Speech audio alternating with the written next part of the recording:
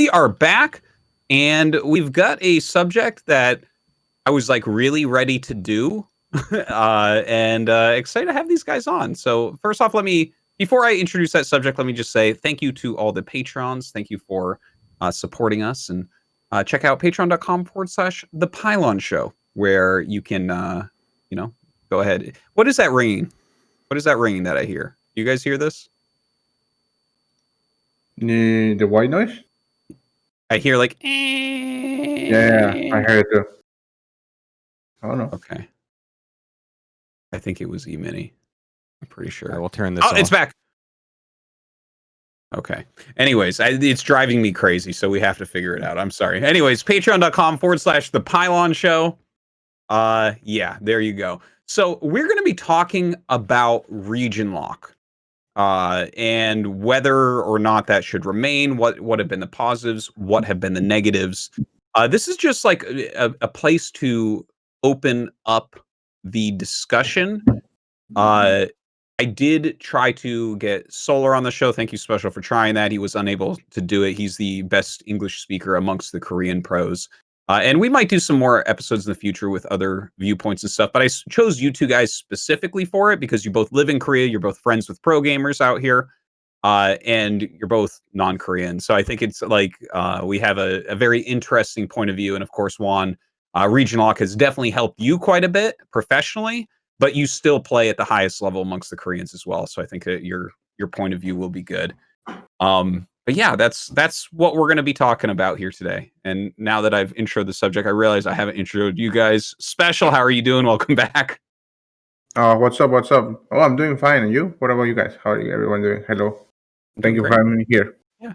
Thanks for getting up. Is this early for you? Yeah, a little bit. A little bit. Well, thanks for coming, man. And E-mini, Gemini, what is up? What's good? Thanks for having me on. I know that we're both pulling a bit of a tasteless here, not able to get up usually this early, but we are here, and hopefully it'll be a good talk.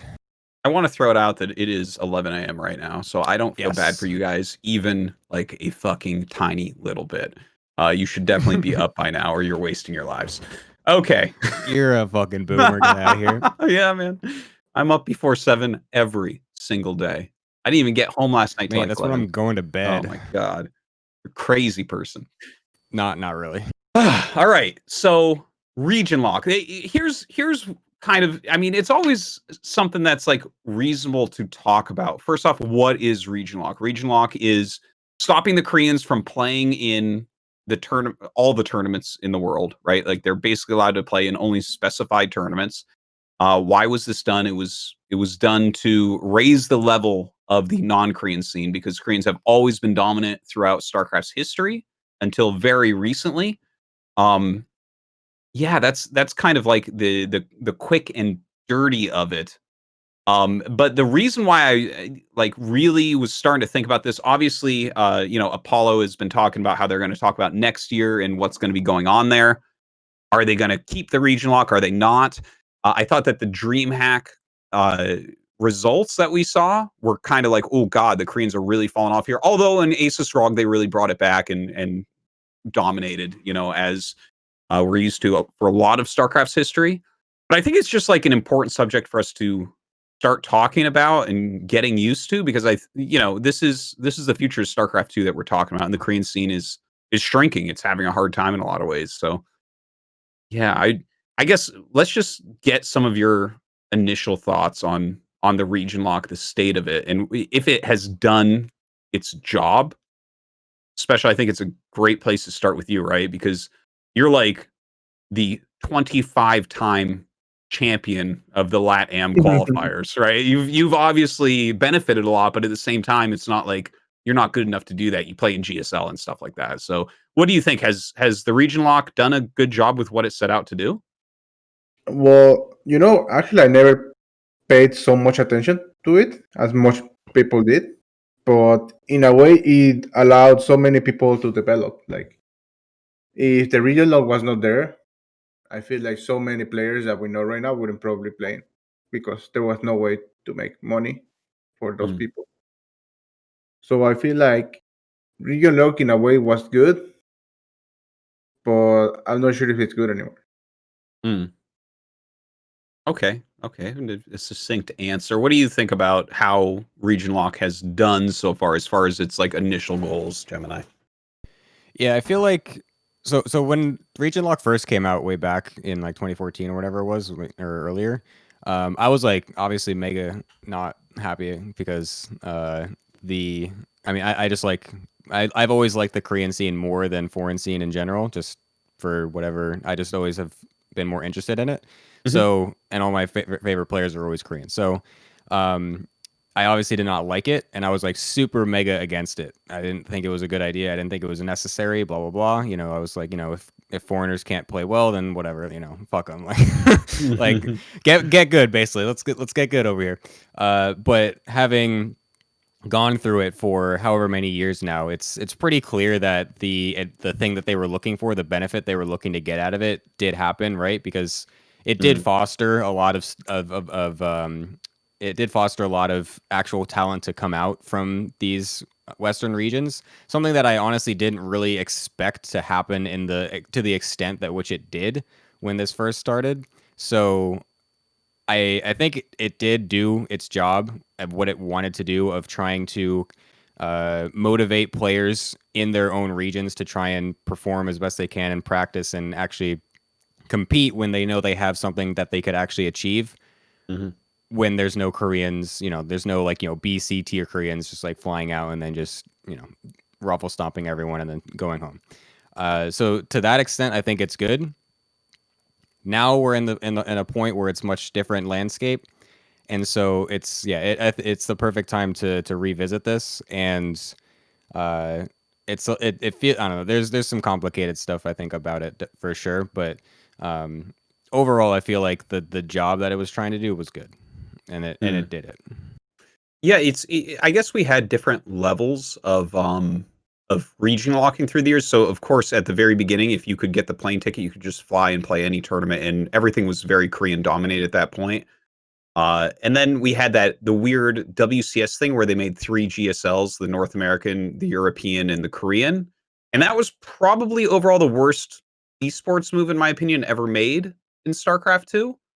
Because it basically took all the players that were famous in Korea, the foreign teams sponsored them and got them visas in other countries. They dominated those areas and lost a lot of the skill that they had, and kind of made the Korean scene weaker by leaving. So that was kind of bad. And then we went into the hard region lock, which we've been in for quite some time now. And I mean, obviously, we've seen the rise of a lot of players. There's some like Special and Scarlet that I think we're always going to rise because they've spent so much time in Korea. So maybe but I mean, it's obviously benefited you two as well. But then we've seen the rise of some other players like, you know, Neeb obviously doing a great job, but he spent a lot of time in Korea as well. And then, of course, Serral, you know, being the really big name. I feel like Region Lock was almost made to create Serral. What do you guys think about that?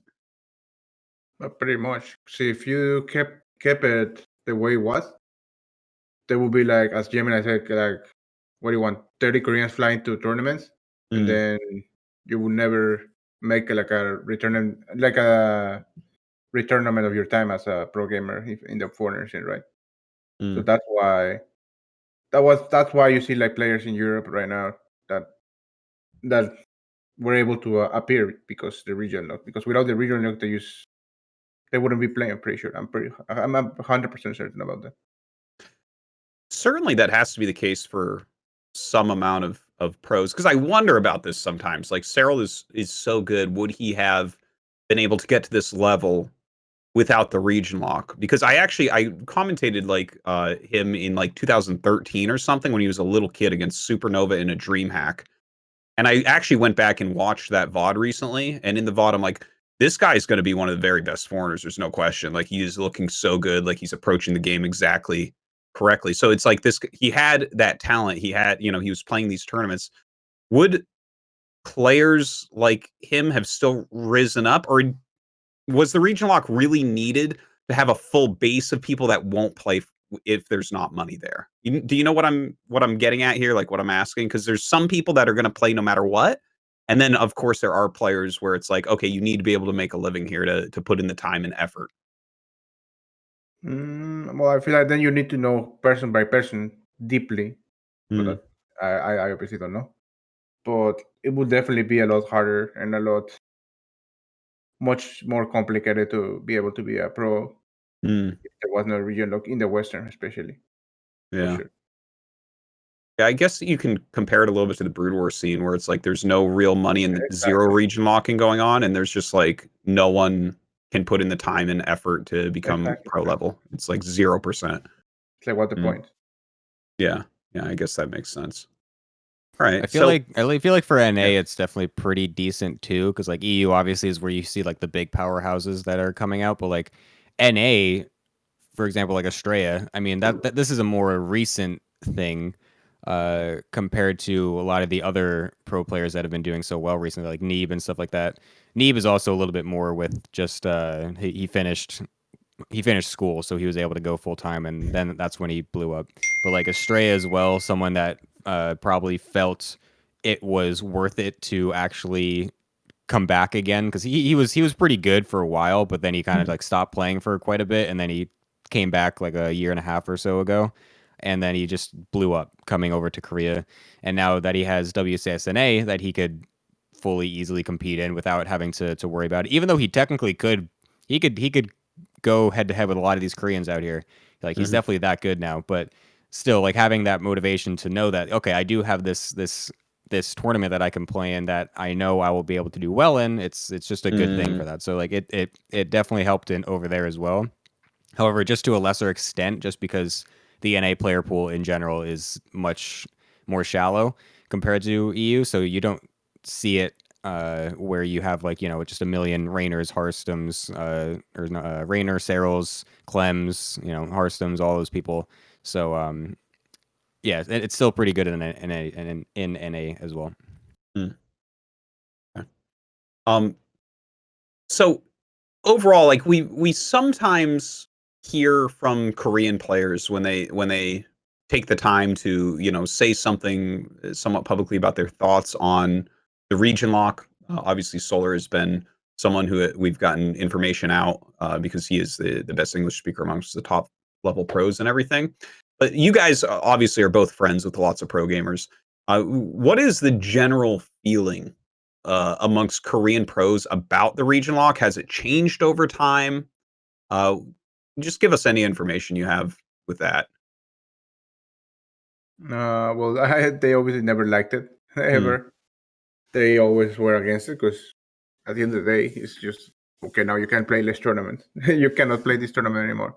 Mhm. Go away. So like they obviously never liked it, and I don't think they really cared about like to understand why it was implemented. They just like, well, I can't play.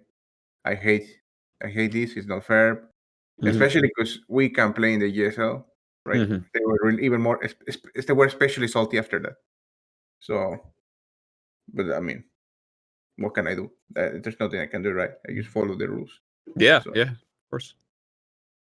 Yeah, I mean, I think the general consensus obviously is that Koreans will not like things that prevent them from playing the game. So Hmm. that's generally generally not good from their point of view. I do know specifically, I talked to Hero about this a lot, Liquid Hero, Mhm. because he was always really against it. Obviously, he's retired now; he doesn't play anymore. But the region locking stuff did really it benefited him for a bit, and then it kind of backfired on him, right? Because he was really Mhm. the one that did really well when it was the one that you said you did not like a lot, Yeah. Artosis, with they could just kind of come over to the different regions and be fine, because he farmed up NA for a little bit and he did really well there for a season or a couple seasons. But then when it got hard locked back to Korea and he had to come back to Korea, that also timed out when Legacy came out and he didn't really have a good play style with Legacy, so that just kind of like absolutely gutted any motivation to play. So region locking, he's told me, is like a solid reason for why he did not want to play anymore. Mm. So there's definitely other stories of that around as well, where the forced region lock back just kind of some of the more mid or the B or C tier players just said like whatever, okay, congratulations Blizzard, I don't want to do this anymore. Mm. Okay. Um, Well, I guess just over time, they've seen the rise of a lot of foreign players that can actually challenge. You know, obviously, especially Serral. Uh, is there like a connection between the two for them? Like I wonder if they've ever said anything like that with you, where it's like, oh damn, that region lock, like they're getting really good now. Like let us back in, that type of thing.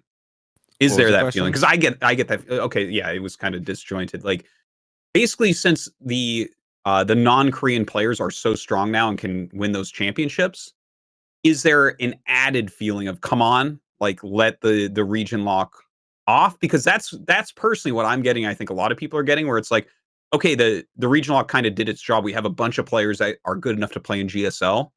There's a bunch of foreigners that can make it into GSL at this point, right? You know, so why not just let everyone play everything? Well, Do they have that additional feeling now that the foreigners are so strong? they do, but if you let everyone play everything, you have to be really careful because there's still like only like maybe 5 foreigners that can really compete with Koreans in on LAN. It's completely different to play online and LAN.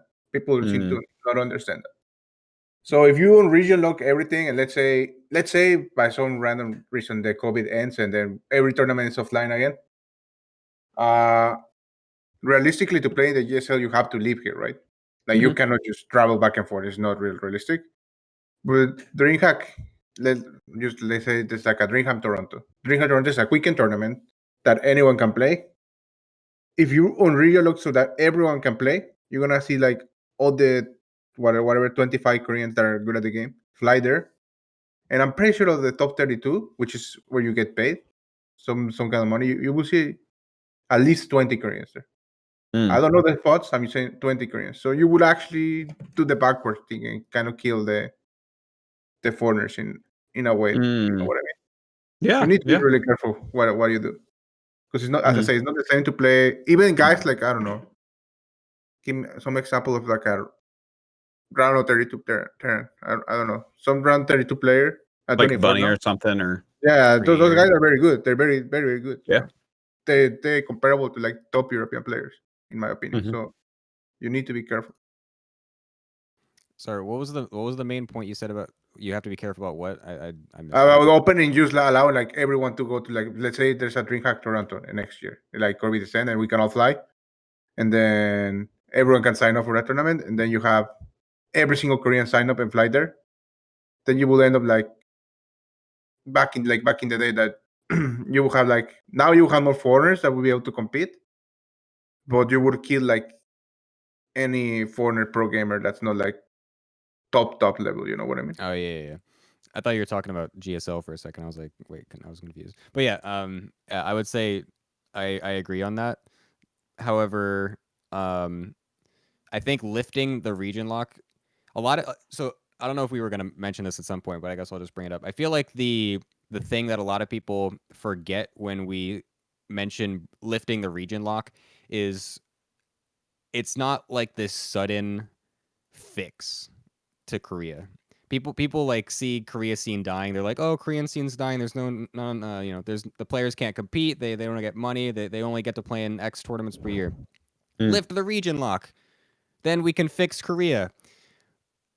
But all that that's going to do is allow the people that are already winning the most, that have the sponsors to be able to fly out. That's just going to let them win more. So it essentially just continues to top heavy the distribution of where the prize pool is going, because the players that really need this boost, which are the B and C tier players, the ones that are Rata 32ers or not even qualifying into GSL, those players are not going to be able to come to these tournaments anyway, assuming the the normalcy of no corona.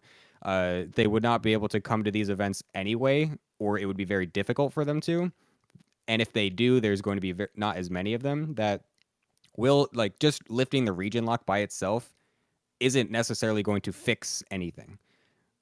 It might be the thing we need to do on the path to fix everything, but that alone is not it. So there needs to be more discussion to it than simply just lifting the. You can't just be like, okay, region lock's gone, let's go. Boom, Korea saved, boys, let's go. Like that's not how it's gonna work. So Totally. I'm curious. I'm curious about what, especially Apollo is going to bring out in the thing that he said that the DreamHack or ESL is going to talk about in like the next month or so, whenever that ends up getting dropped. So I'm sure Yeah, he no, realizes totally. this. And that's actually kind of why I want to have the Pylon show, because I think it's not a simple lock unlock type of thing. Like, what do we do here? I want to quickly give a stat for exactly what Special said a moment ago, where if you have a bunch of Koreans fly over, the top, they'll flood out the top of a tournament. So I'm looking at Katowice, right? That was the last LAN tournament Yeah, that we that's what I had. mean. That's what In I the mean. top 20 players, it is 15 Koreans and 5 foreigners. And the foreigners are kind of the players you'd expect: a Laser, U Special, Rainer, Showtime, and Cyril. So it's like, yeah, those 5 and then 15 Korean players. Yeah, that's Uh, exactly what I yeah, said. yeah, And how many exactly. advanced to the next round?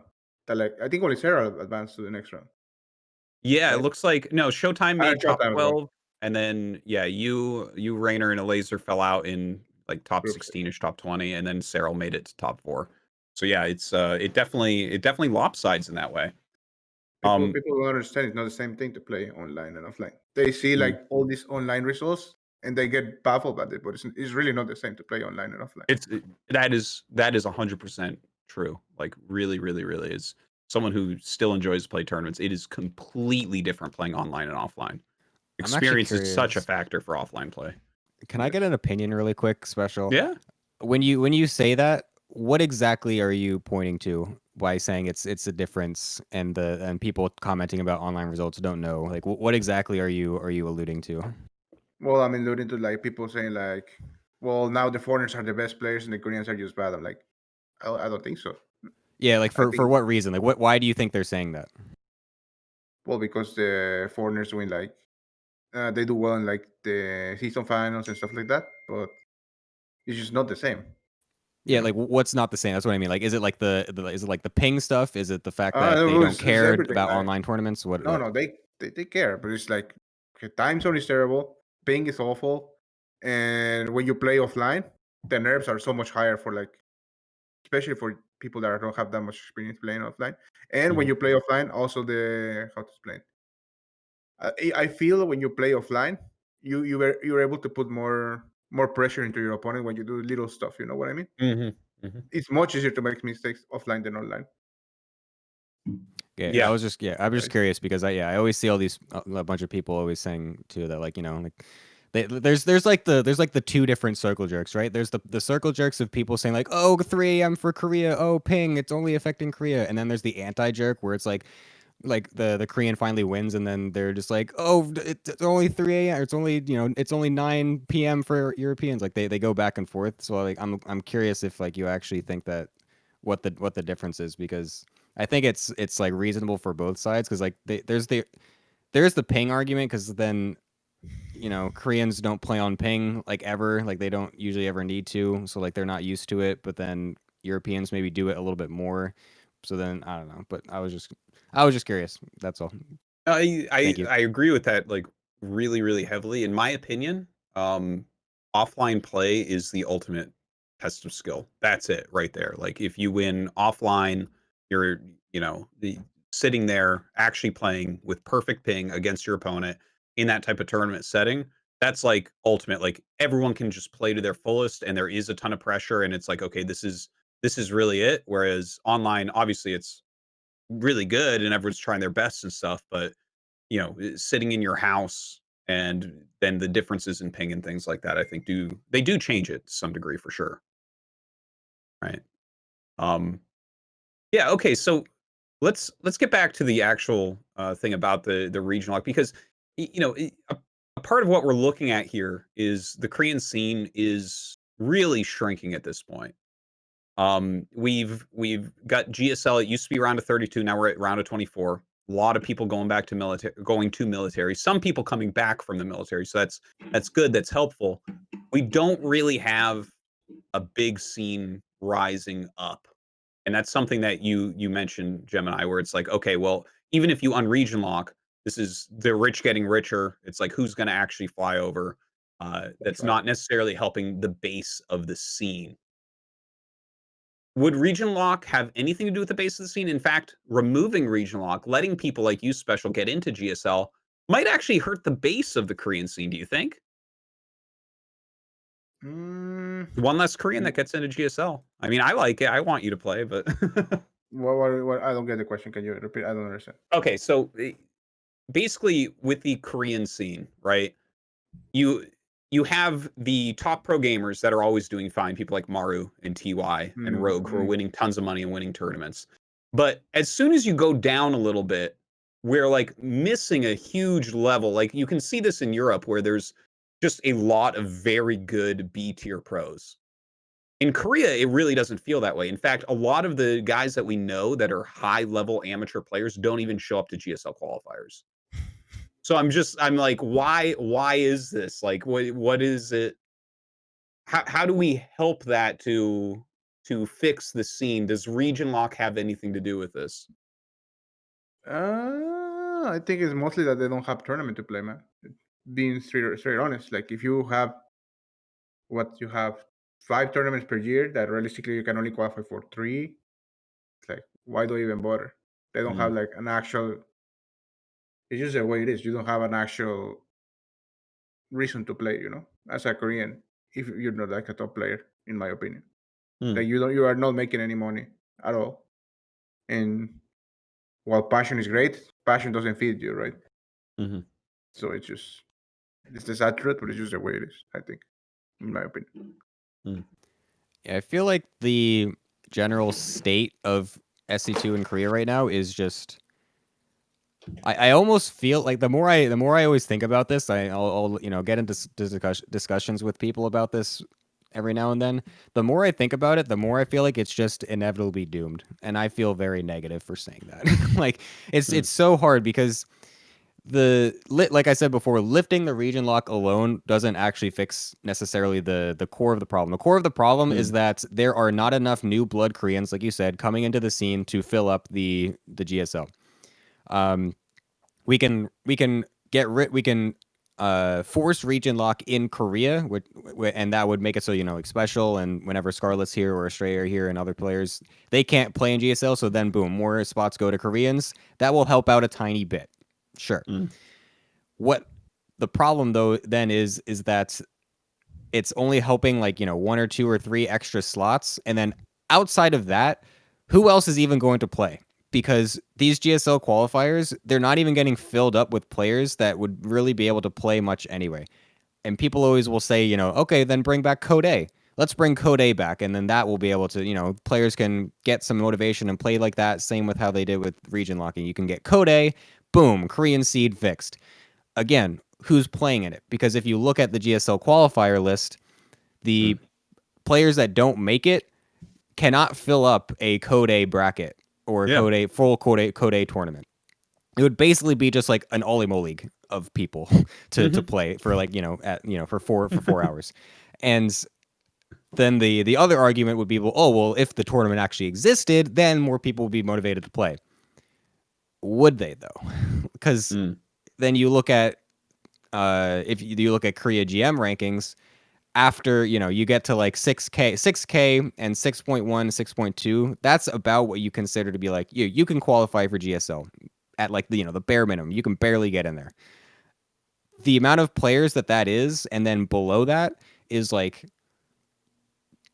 there's not a lot of them. There's not very many of them. So like you would literally have to be trying to pull people out of what they're doing. You need to be able to literally force them. Hey, you stop your job, stop your full-time job. We have a 3,000 prize pool tournament that you can play in that maybe will then make you motivated enough to go into Code S where you can then win a lot of money. You need to stop all you're doing and train hard, get to Korean GM, get 6K on ladder. Boom. Come on in, let's do it. And so like it's like you need the amount needed to try and motivate more people to play feels really huge. And the more I think about it, it's like what is there possibly that we could do? Like there's just not enough interest in Korean SE2 right now to get new people in. That is my general opinion. And will region lock help to fix it? Possibly.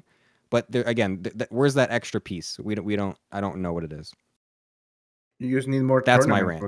you just need more tournaments like back in the day. Like back in the day, you had Pro League, you had SSL, you had GSL, and you had like tournaments that you could fly to. So that there was a lot of stuff you could do. But nowadays, as a Korean, you can do what you can do: Olimo League, Olima League, and EPT I haven't Weekly seen a League. Kung Fu Cup in a while, so there's no more They, of they're those, still I No, no, guess. no, they're no. doing them. They're doing them They, still. Oh, they they do. are? There are Yeah, just they- one today, for example, Okay. and GSL. So the only tournament you can play offline is GSL. So it's like, is it really worth it if you're not a top player? Of course not. That you cannot ever make any kind of splash other than GSL. So practicing 3 months for one tournament seems kind of pointless. So in a way, I really feel terrible, and that's Mhm. only because their nationality, Yeah. So I don't know. It just sucks. In general, no, lifting the region log wouldn't just fix that. It just is the reality of StarCraft 2 right now, in my opinion. Wow. Kind of dark views. I can't disagree with what you guys are saying in regards to the Korean scene, though, unfortunately. Yeah. What would you do for the discussion of region lock in general? Because it's kind of interesting how this has shifted from the questions of like, oh, is this fair to the Korean players to be locked out of overseas into, maybe the Koreans need more Korean only tournaments. But do you guys have any ideas as far as like what would be a way to approach starting to make this a healthier thing for Korean players? I know it's a big question, but like, I mean, you two are uniquely qualified to speak to this to some degree. What could you like? Okay, Gemini, you start first. Oh no. That like this is like kind of what I've been saying, right? It's like Yeah. I am missing that piece. Like I really want to know what that piece is. Like I've been trying to think of what the hell this thing could possibly be. Like I've hosted my own like tournaments that Special always tries to nag me about trying to get on, even though I literally call it a Korean invitational tournament. It's like, bro, why am I not invited? I'm like, show me your birth certificate. Where's your Korean residency, buddy? Like easy ticket in. But like, so I've even tried, I try to help out by doing those types of tournaments. Olimo League and all those other tournaments. There's all the plenty of the ITAX stuff, all like the Africa World, there's all these tiny little individual online tournaments that are awesome to help out with the Korean scene and whatnot. But the problem is that we need to bring new blood in, and what actually does bring new blood in, like, and to just kind of keep going with the rant a little bit, like the code A might work, maybe it will actually motivate more than I say it is, just like how I was wrong with the initial region locking, thinking that it wouldn't actually motivate enough people to play. Maybe code A or some other bigger small time tournament would actually get more Korean people interested, but it's really hard to think that it would, just looking at the general state of Korean gaming here. Like you go to a PC Bong back when it wasn't illegal to do so with Corona, and everyone's playing League. Everyone's playing League. Everyone's playing Overwatch. There's pub huge for a while. You go in, if you see one person playing Brood War, that's awesome. Like you'd see like a person playing Brood War, maybe two. StarCraft 2, fuck no. You don't see anyone playing StarCraft 2 in a PC Bong ever. They like kids don't want to play them. They play mobile games. So many of them play mobile games now. All my students, they play mobile games. None of them want to play. Barely any of them play PC games. Like it's just hard to find to think that there's like something that would actually really want to draw them away from work, from school, to be like, okay, let's drop everything. Let's practice 8 hours a day to then maybe get $2,000 from this tournament, every 4 months. Mm-hmm. Great career choice, Mom. I'm sorry. Your views of me being a doctor, me being a dentist, not happening. Sorry. I'm gonna go get $3,000 every 2 months, and yeah, there we go. Yeah. It's just not realistic anymore. Like you have to have like pro teams. If pro teams were still around, then yes, I can see it. Mm. That the moment, well, you guys know what happened. The moment that Yep. happened is when the Korean scene died, in my opinion. Well, it didn't die. It became stagnant to the point that you cannot get new players. Mm-hmm. And it was forcing coming because, unfortunately, in Korea you have to go to the military. Because if you didn't have to go to the military, we still have more players, right? Yeah, for sure. A lot of people just wouldn't retire. Yeah, like I can think like 5 for just now: Gumiho, Hero, Classic. Mm-hmm. Like those people will still play. I'm pretty Yeah. sure. I think a lot of players too. Some of the guys that have kind of half come back, like Bomber. Like, imagine if he never had to stop. Like, Yeah, he'd probably be at a higher level or something, right? yeah. So it's stopping like for what 2 years and then coming back. That thing is not easy, man. No, it's not. No. Well, yeah, this is kind of a depressing episode, isn't it? It is, but you bring it up.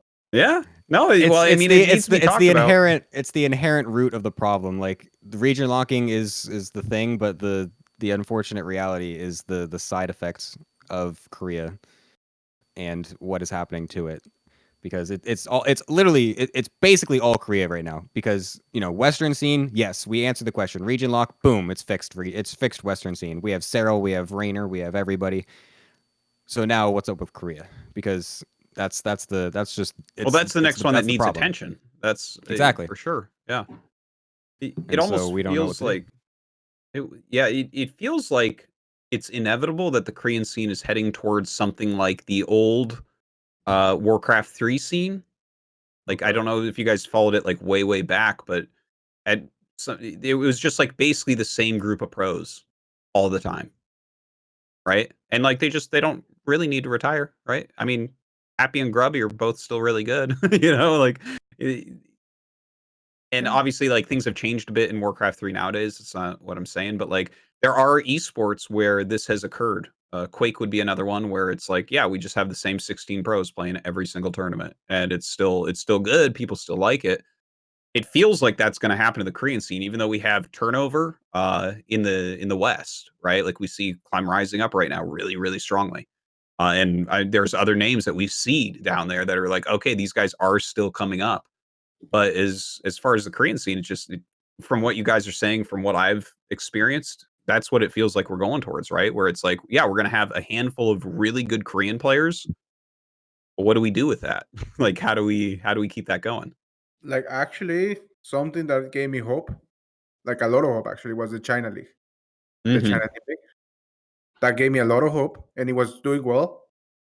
And then this year, I know for a fact they were gonna do like the rule that you don't need a Chinese player anymore. So that gave me even more hope, because then you could actually stuff like I say, team is the most important thing for a player. Because at least if you don't win a tournament or whatever, or you still have like a way to make income, right? Yeah. But I don't know what will happen with the China League. I mean, I know it's still gonna go next year. I'm pretty sure. But what really killed the hype for some Chinese teams, for what I know, is that Blizzard kind of just pulled the trigger and is like, okay, we don't care about it anymore, right? About SC2. So like a lot of like, if I was a team owner and I see that from a game, I'm like, why would I ever keep going with this game? Unless I love it. So, for example, the Brave Star team that just disbanded. I talked to Dream the other day. He was like, "Yeah, I'm really sad about this. It's gonna be hard to find a new team. Like, imagine. I don't know. What I'm trying to say is that if that move didn't happen, plus the China League being anyone that you don't need a Chinese player, then I could see like more Korean players getting into there as well. But I don't know. Just hard to think exactly what's up, in my opinion. Yeah, the team stuff is massive. Like Pro League was the biggest thing, the biggest motivator of any player basically out here back when it was a thing. There were literally people that were more invested in winning their single best of one for Pro League than doing well in the GSLs and stuff like that, because of how much it meant to the teams and stuff like that. so like the Chinese league was pretty sick, and yeah, the thing about teams just not being interested anymore, it really does suck, because even though we have confirmed at least 2 more years with the EPT stuff, the ESL stuff, obviously that doesn't affect that doesn't directly affect Korea and China in the same exact way. I mean, it does, because China is still part of that, but like not for the team league stuff. Like that's a little bit different.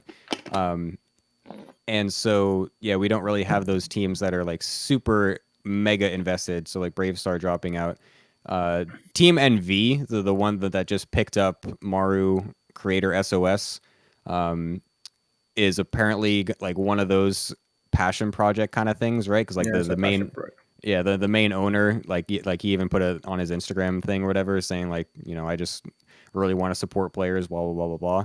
So it's like that's what's left, right? Like Gen Air's gone. The last Kespa team is gone. The official end of Korean team house dominance era is over, and what picks it up? It's picked up by basically, and this is not meant to bash the team. Of course, I'm like super happy that they're willing to do it, but like it is basically picked up by a passion project guy that has seemingly a good financial situation that he's able to do this.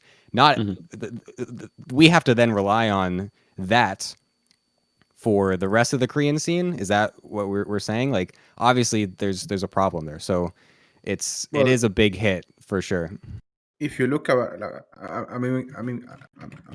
what's the name? China Team League, right? I'm gonna look at, it's the same thing in China Team League, but at least there were some like legit teams that were for other games as well. But we're going that way as well for this Chinese Team League. I'm looking up the teams exactly because I know all of them. So TSG Gaming, you remember that, right? That's a real team, and they just basically disappeared from StarCraft 2. LP is the same thing. That's a real team. Invictus Gaming has always been like a Chinese team, so that's fine. Then my team, Chibo died.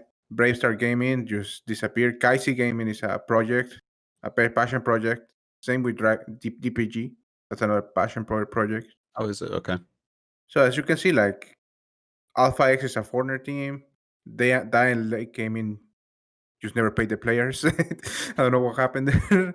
And Team GP is like a passion project in my, I think as well, right? Gemini, you're in that team, but I'm pretty sure that's a passion project as well. Kind of, yeah. So it's like, as you can see, like realistically, there were 3 teams on the whole league. I'm talking about this year, that were like from China that had like other games stuff going on, and they actually all disappear now, all of them. So it's like, if you think about it. So what you're saying basically is, as a business, it's not making sense. No, it doesn't. They all passion projects. So, I mean, yes, it's inevitable that unless something dramatically change, we're just gonna be in passion projects or something I always thought made no sense, and I never understood why it didn't happen. It's like for like a big organization, let's just say, I don't know, something like G2, to pick up one StarCraft 2 player. So I don't think the StarCraft 2 players are not expensive, and the exposure you get in StarCraft 2 is not that bad, It's So good. that's Yeah. No, StarCraft 2 exposure is actually, it's good. This is a good demographic. It's like older fans that, it's a group that doesn't necessarily watch your other games. So like if there was a way for that to happen, that was something I always and never understood. Like for example, Ents have Zero, or like Team Liquid has a lot of players, but like I'm saying, like teams of that caliber that have very big presence in other games, to pick one StarCraft 2 player, because they do it with other games, like for Smash or stuff like fighting games, So it just, if that happened, that could have been really good for anywhere, the Korean scene, but that never happened. So that's a little bit sad.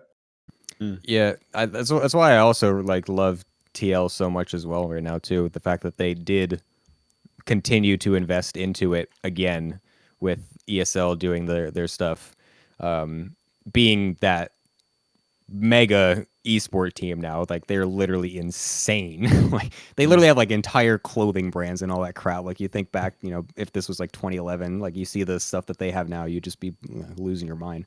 So like I agree on that hugely. Like I think like having a G2, imagine like Fnatic coming back and just signing like a single player, like with how big they are. Like they don't care. The money is like surely. I know what some of these players are getting a salary like for one of those top teams. Like it's nothing, dude. Like let's be real. Like how like that's such a good point, Special. Like Yeah, it would have been so good if just a single player, just like a tiny bit. It would have boosted so much interest. I think and yeah, of course. Yeah, that's such a good point. I really I think that's a good. That seems like thing. a missed opportunity in a way. Now that you're bringing it up, because sometimes I hear about like, oh, they're paying $5 million to buy out this player's contract to be able to pay him $1 million a year to play the game, and I'm like, that's no one in StarCraft is making anywhere near that, and our viewership is not that bad. Yeah, it's what I say. Like, what you could. If I mean, it's not too late for that to happen, but it's just I'm not a businessman, so I don't know how to approach stuff like that. You know, and imagine I don't know all these Korean players or all these foreign players for that matter. They don't know how to approach organizations like that. So like, yeah, I'm pretty sure it's possible, but it's hard. It's not that simple. So yeah, but that's something because imagine just imagine we're playing like a GSL and every single player is on a different team from a somewhat known or different organization, and they all just make like a little tweet, you know. Like even people that don't play StarCraft will get more interested into StarCraft. Those teams have huge like following, you know. yeah. If you're a fan of a team, yeah, They normally watch. Well, not normal, but some of those people just watch whatever they're playing on, even if they don't understand, and then you get people like that. But I agree with this so hard. I'm vibing so that's hard something with I've been this. thinking for like 2 years, and I even tried it for a bit because I got for example into I don't know if you guys remember when I was in Team Extend. That's a Mexico League of Legends team basically. So they showed some interesting about it, but like I feel like as a player, as that's kind of the fault of players as well. They don't know how to approach organizations as well. I'm myself included. We don't know how to do that. So yeah, yeah. Well, especially if you take, for instance, any top player. If you're a top StarCraft player, the amount of time you spend on that, you don't have time to learn about this other crap, like yeah, how to approach a team and make a business plan for them to sponsor you and stuff. That's like just outside, of what is possible with the amount of hours put in, really. right. Yeah.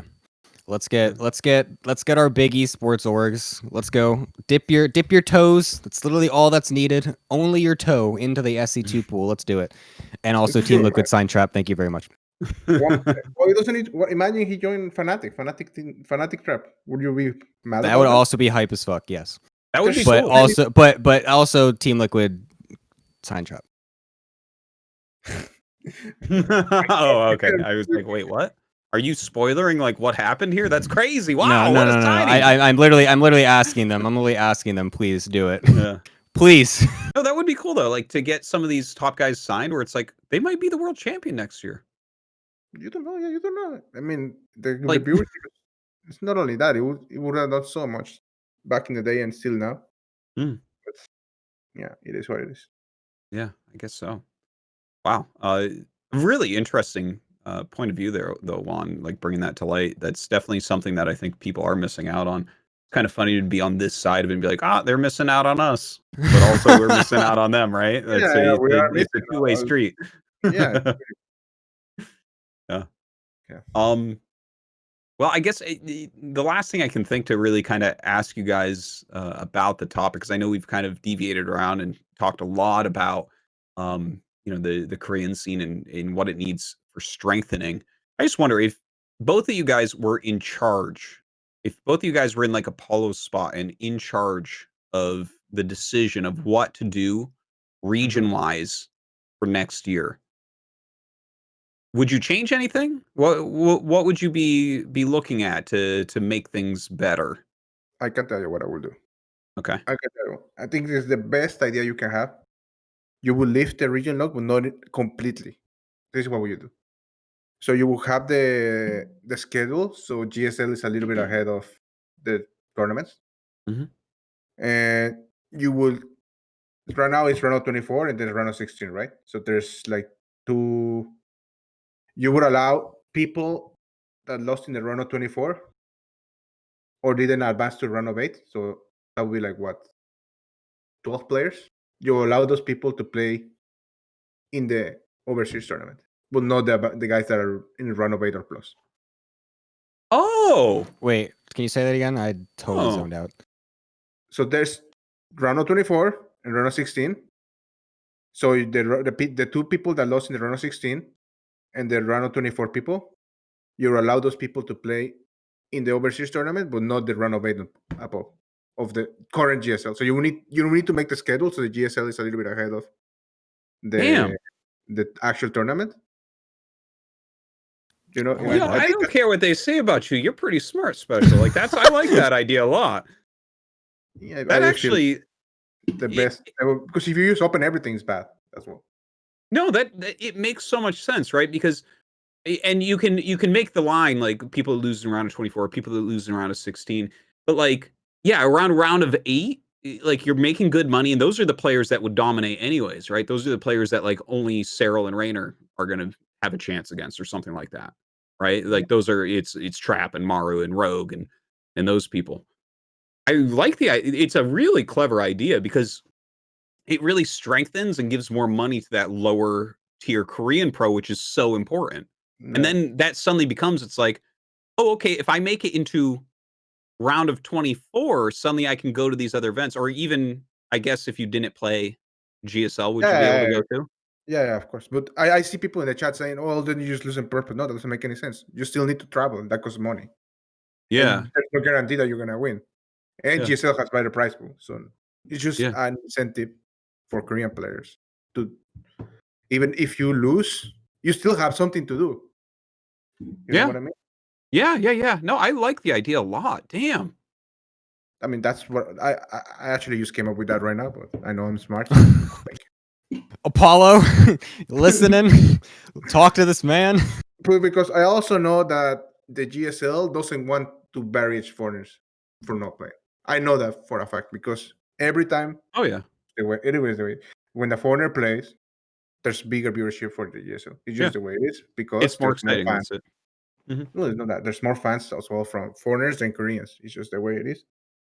But I feel like the Koreans need some more than just one tournament a year. So this is like the best thing I could think of that will actually be not completely kill the foreigner scene as well, because you don't want that as well. The foreigner scene is doing well. It's healthy. There's players coming up. You don't want them to also just not be able to play. Because if you open it everything, you have, as I say, 20 Koreans are going to come, and it's going to be Katowice over and over and over. And I should mention as well, I see Fear Dragon in the chat mentioning about the global finals and stuff. Right now, during the year of COVID, obviously we have like a very different system, which is not anywhere near region lock like the previous years, and what we hope is coming back is the live events. But yeah, that's a good point. I love your point though there, Special. I like that idea very, very, very, very much. It feels like it would give a lot of motivation where it's like, oh, if I'm a good player in this Korean, I can play in a lot of stuff now. Whereas it's not just Maru winning everything everywhere or something, or Rogue or whatever. There's also then the I'll be the devil's advocate, even though I don't necessarily agree with it. The point that Special says the round of 16 and round of 32 players are still like by and large better than a lot of the other Western players, right? So even just the players that come out of that don't qualify for round of 16, round of 32, even those players coming over to NA or EU or whatever, like then that would potentially go back to, even though it's only a few players, it could still possibly limit some motivation for like some of the lower tier EU or NA players that be like, okay, well now my spot is done because these players just sucked in their region. Now they're coming over here to farm me. Like there's still it's to a lesser extent, absolutely, Yeah, but there's true. still that possibility.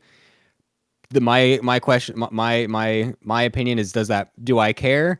No, because I like Koreans better, but you know, there's still the possibility of that being an issue Okay, too. so I'm watching the last GSL. I'm just opening the results. So the players that will come will be Dream, Solar, Parting, Rogue, Creator, Ragnarok, SOS, Sue, Patience, me, well, I'm already there, Teja, Nightmare, Bomb, Bomb just retired, Hurricane, and Bunny. Like those all these guys, they're all really good. Yeah. Even like the ones that lose in the round of 24. But at the same time, you need to think if you want to do something for the Korean scene, I feel like realistically, this is the only thing you can do to make it somewhat better for them. Yeah. You could So, also use, if you think it's too many, you could also, something else you could do is, okay, how many players is it? 1, 2, 3, 4, 5, 6, 7, 8, 9, 10, 11, 12, 13, 14, 15, 16. It's realistically 16 players that you can go. What you could do is like you could hold a qualifier for those people, so only 8 can go, or something like that. Do something, sure. you know. Sure. It's If you're it's a very interesting idea. Yeah. if you're afraid like a 16 will go, you could just hold a qualifier so only some can go. But Mhm. I feel like that's just obviously thinking that everything is back to normal and we can go and fly in tournaments and stuff like that. Yeah. That's kind of the caveat here is we have to consider it for that. For the online stuff, it doesn't really make as much It sense. Like doesn't, right because now is everything is pretty even, I would say. yeah, because they got invited to the season finals. They didn't have that Yeah. before. Yeah. Exactly. Exactly. But that's just more money for the same people, basically. Kind of. Yeah. Gemini, what would you do if you were in charge? Thank you for playing the devil's advocate. What would be your idea? Well, I'll just take the idea right from chat. Someone says, just take the prize money and just distribute it evenly to all the players. It's not my tournament, it's our tournament, comrades. Excellent. Perfect. Okay. So I feel like that, yes, I think Special's idea is honestly pretty damn good. The fact that he literally just thought of that is actually kind of impressive. So I'm pretty digging that. I'm pretty vibing with Special's idea right there. But I do agree that if we do get rid, I think we definitely should get rid of region locking. I think definitely getting rid of some form of region locking is necessary. We need to help the Korean scene in some way. Right. We need to give them some form of extra motivation, and I think definitely doing it to the extent of everyone just being able to free run to wherever they want, like Special said, has its limitations. So I'm kind of just going to agree with Special here. I don't have a really better idea, in my opinion. I haven't really been able to think of something that solid. I'm honestly just kind of waiting to see what Apollo and ESL say, because whatever I say probably will not be anywhere near as good as whatever they all were able to come up with. So I know what you mean. Yeah. I've just been kind of sitting back, just like waiting. It's like, okay, what are they said they're going to address it. So I'm just like, all right, what do you got? Show it to me. I want to see it. So I'm on that train, but I like Special's idea, the just limiting who exactly can come over, but still allowing some people to come over at all, because it is absolutely necessary. Yeah, I like the idea of the beginning of Special's idea, right? Like you could flesh it out better and come up with Yeah, something of really course. good. But Apollo's quite brilliant, so we'll see what he has to say as well on that. All right, some really interesting conversation. Thank you guys. I think we're going to jump over to the Patreon questions. Do you guys have any final thoughts on what we were discussing before we see what the community wants to know from you guys? I just want to say that it's been a long time coming. This stuff is like you don't have to be a genius to see that the Korean scene is like kind of shrinking, and it's like the same people over and over and over. And the people that try to make it just disappear. Like for example, Chance. I He was know, very good. yeah. That's pretty good. He was not bad, but He was taking maps off everyone in the qualifiers and stuff, but can't quite yeah, break through. And it's like, where is he now? and he retired. Like, he Yeah, retired like 2 months ago. So it's like it's really sad. or people like nightmare. He managed to make it. Like, he's pretty good as well. This guy can beat almost every foreigner, almost every single one. I can lose to him, for example, but he cannot make real money. So, but he's still playing, and he's good. But he doesn't. If I was him, I would consider I'm playing out of passion, more than yeah. an actual. Like, you have, like, as a Korean, you have to basically be like insanely good to be able to make decent money in this game as a Korean right now. So that's why I feel like the thing I told you is probably one of the better solutions. Sure. All right. Any final thoughts there, Gemini, before we go on to the questions? No, let's go questions. My favorite part of the show. Yeah. All right.